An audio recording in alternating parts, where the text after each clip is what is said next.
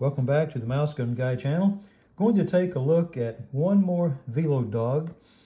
This is the fourth video I've made on Velo-Dogs, and they've all been different. So I've discovered there were maybe up to 90 different makers of Velo-Dog pistols. You know, they were purpose-made for cyclists, the velo coming from the word velocipede, what bicycles were called. And people riding bikes soon learned that dogs like to chase them. So these are just made to ward off a dog attack or a dog that's chasing someone on a bicycle. So there's nothing there to get caught on clothing, folding trigger, hammerless design they usually call it, but it's all smooth and no rough edges. This is the tiniest one I have ever seen. You know, I think the Kolb and the Sedgley were the smallest. They're 22 short. Here is a Kolb, and it looks huge next to this tiny, tiny Velo-Dog pistol. This one was listed as 22 short, but I'm not sure because right here it says caliber, oh boy, 5 mm maybe? I think that's a 5. I look under the glass. So I'm not sure if that's not one of the old obsolete cartridges for Velo-Dogs. But it has a loading gate here.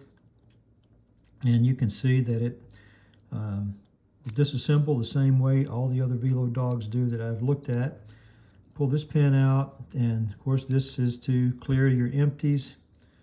You slide it down inside the cylinders, knocks out your empties, or at least loosens them enough so you can grab them.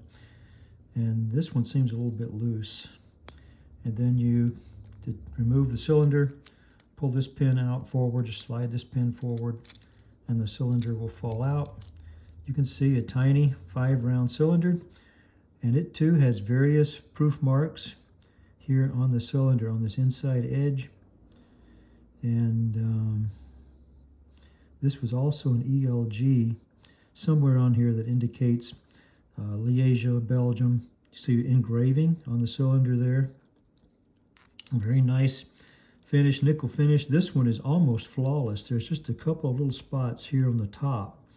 Other than that, the finish looks in perfect condition. So this is what we call at my house. This would be tiny, tiny T90. It is the smallest Velo-Dog I've seen, and the smallest caliber. Get this pin in all the way here. Again, got to rock it a little bit to get it in. Still doesn't want to go in.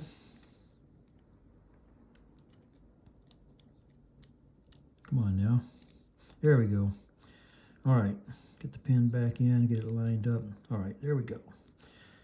Okay, now what's unusual about this, okay, we often wonder if the hammer or striker fired. Look at this. This has a hammer. How cool is that? A hammer. Just to take a look at the other Velo-Dogs we've discussed, made videos on. This was the first one. Hammer or striker, who knows? But you can see the case colors are blued finish there. Probably not as expensive a gun. This one has the curl trigger, but look here, you got a massive striker. And this one probably, you know, internal hammer or striker, we just don't know. But then this one definitely has a hammer. Tiny, tiny, tiny, beautiful perlite grips, look really good. And of course, no maker listed anywhere on there, just proof marks. I've seen so many of these and so many different varieties of shapes. I think that a person could have a collection of nothing but Velo-Dogs if he so desired. There's just so many varieties of calibers and designs, all a little bit different, but all having some similar characteristics with the folding trigger. And these all have the hammerless design. So there it is. There is the Velo-Dog in a tiny 22 short or 5mm caliber. Not sure which is true.